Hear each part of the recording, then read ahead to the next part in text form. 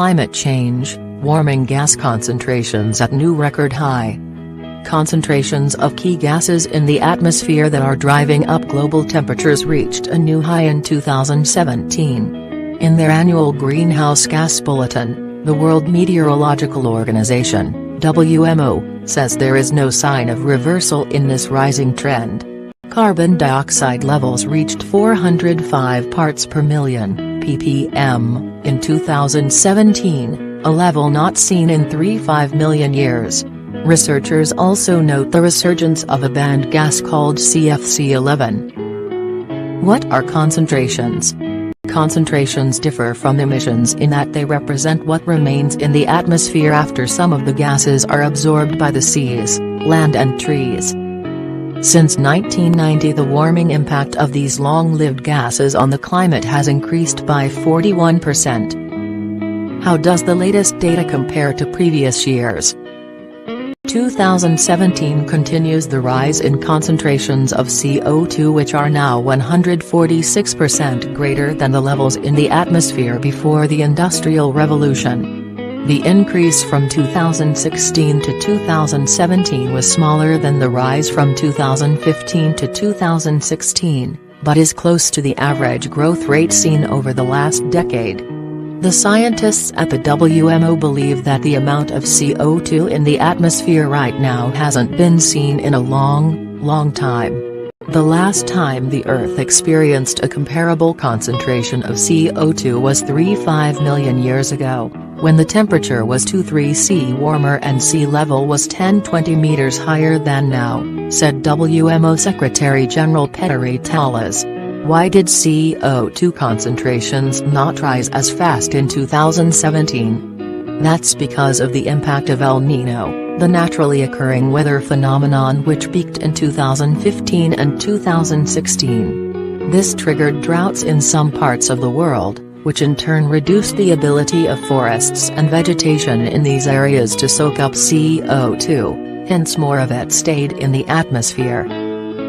Does that lower rise mean that some progress is being made? Not so much.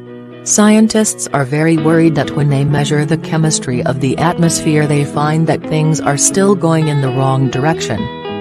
I am very concerned that the three greenhouse gases most responsible for climate change, CO2, methane, and nitrous oxide, are all rising upwards unabated, said Professor Karin Lacour from the University of East Anglia.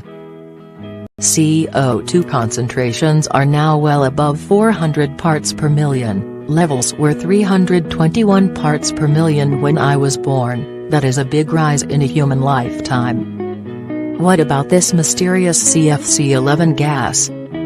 There have been a number of reports about CFC11, a gas that's used in home insulation. Unfortunately, production is a real double whammy for the environment, damaging the ozone layer while also contributing to global warming. Under the 1987 Montreal Protocol, the global agreement to protect the ozone layer, CFC11 was supposed to be phased out of production. Instead, researchers have seen a marked slowdown in reductions in the level of this gas, indicating that someone, somewhere is making new batches. Earlier this year, the Environmental Investigation Agency traced CFC11 production to a number of factories across China. Scientists in the field are worried that the detected levels of this mysterious chemical may be a harbinger of worse things to come. It's possible that the new emissions are the tip of the iceberg, said Dr. Matt Rigby, an atmospheric chemist at the University of Bristol. If the signals we've seen are due to CFC11 released during the manufacture of products such as foams, there could be much more that has been locked up in these new materials, which will ultimately be released to the atmosphere over the coming decades. What about methane and nitrous oxide? The news on these two gases is not good either. Methane is the second most important greenhouse gas, and about 60% of it in the atmosphere comes from human activities like cattle farming, rice cultivation and fossil fuel extraction.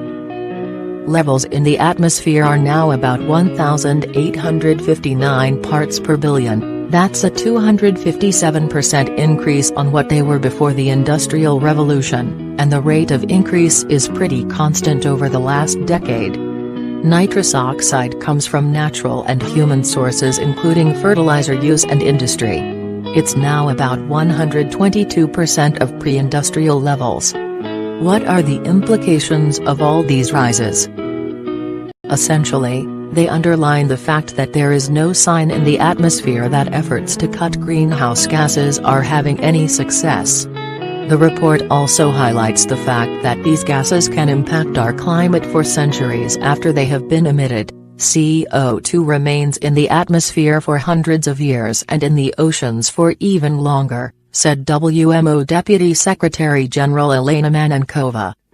There is currently no magic wand to remove all the excess CO2 from the atmosphere.